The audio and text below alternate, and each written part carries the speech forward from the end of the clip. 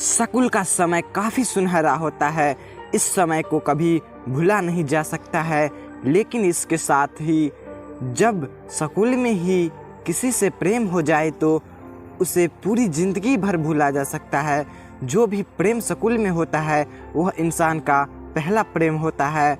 ऐसी ही कुछ कहानी हमने हिंदी में लिखा है जो कि स्कूल के प्रेम पर आधारित है। इन स्कूल लव स्टोरी को रियल लाइफ से लिया गया है। इस स्कूल लव स्टोरी को पढ़ने के बाद आपको अपना भी स्कूल लव स्टोरी याद आ सकता है। चलिए इस स्कूल लव स्टोरी को पढ़ते हैं। इस स्कूल के प्रेम कहानी को याद करने के बाद मेरा दिल हलचल होने लगता है। यह प्रेम कहानी मेरी खुद की कहानी है। चलिए जानते हैं। उस समय मैं अपने स्कूल में पढ़ता था। मुझे पढ़ाई से काफ़ी लगाव था। वैसे तो मैं पढ़ने में उतना तेज़ नहीं था, लेकिन मुझे और भी पढ़ना था और पढ़ाई में तेज़ होना था।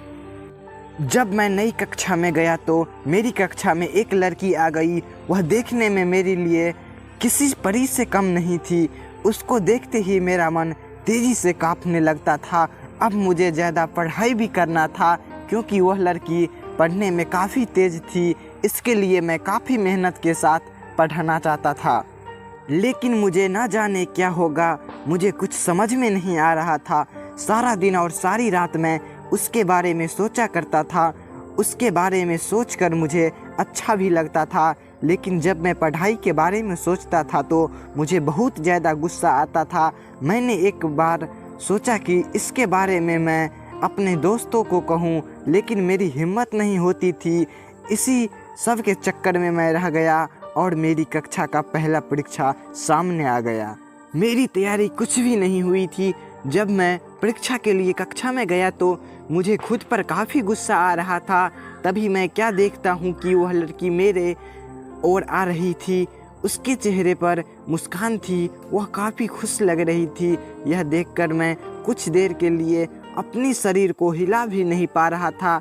उसको मुस्कुराते देखकर मैंने भी मुस्कुरा दिया। तब तक वह मेरे पास आकर बोली, कैसे हो तुम?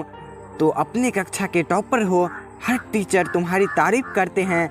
मैं बहुत दिन से तुमसे मिलना चाहती थी, लेकिन नहीं मिल पा रही थी। परीक्षा का तैयारी करना था।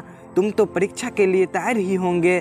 मैंने धीरे से कहा, हाँ मैं परीक्षा के लिए तैयार हूँ। इस पर उस लड़की ने कहा, बहुत ही अच्छा। इसके बाद वह आगे अपने सहेली के पास चली गई। मैं बस देखता ही रह गया। परीक्षा के लिए प्रश्न पत्र मिला। मुझे उस प्रश्न पत्र में कुछ भी समझ नहीं आ रहा था। बस मैं उस लड़की के बारे में सोच रहा था। इसी तरह से परीक्षा का आधा समय बीत गया। तभी मुझे एक आवाज़ सुनने को मिला। वह आवाज़ मेरे पीछे से आ रहा था। जब मैं पीछे देखा तो वही लड़की अब मेरे ज़मीन पर नहीं बल्कि आसमान की सैर कर रहा था। उसने बड़ी ही धीरे से मेरा नाम लेकर कहा, पेपर नहीं देना है क्या? अभी तक तुमने कुछ भी नहीं लिखा है। इस पर मैं कुछ बोलने वाला ही था तो फिर से वह लड़की बोली, अगर पेपर में कोई सवाल समझ नहीं आ रहा है तो मुझे गवार की मदद ले सकते हो। इसके बाद मैंने अपने प्रश्न पत्र को हल करना शुरू कर दिया। मुझे कुछ सवालों समझ नहीं आ रहे थे तो मैंने उस लड़की से पूछ ही दिया। उसने बड़ी ही समझदारी के साथ उन सवालों का हल बताया, जिससे किसी दूसरे को शक भी ना हो। इसके बाद मेरी कान में एक और आवाज़ आई। वह आवाज़ घंटी की थी। यह घंटी परीक्षा के समय का खत्म होने पर बज रही थी। हम दोनों ने अपने हल किए हुए पेपर को जमा किया और कक्षा से बाहर आ गए। हम दोनों काफ़ी बात करने लगे। इसके साथ ही इस समय में हमें लंच भी करना था। हम दोनों ने पहली बार अपनी लंच को बांट कर खाया। अब मैं सोच रहा था कि मैं सपना देख रहा हूँ या यह सब हकीकत है। इस पर उस लड़की ने बड़ी तेज़ी से चिकोटी काटा और कहा, क्या तुम मेरे दोस्त बनोगे? इस पर मैंने भी कह दिया, हाँ अब हम एक दोस्त बन चुके थे। रोज़ हम काफ़ी बातें करते और काफ़ी एक साथ बिताते।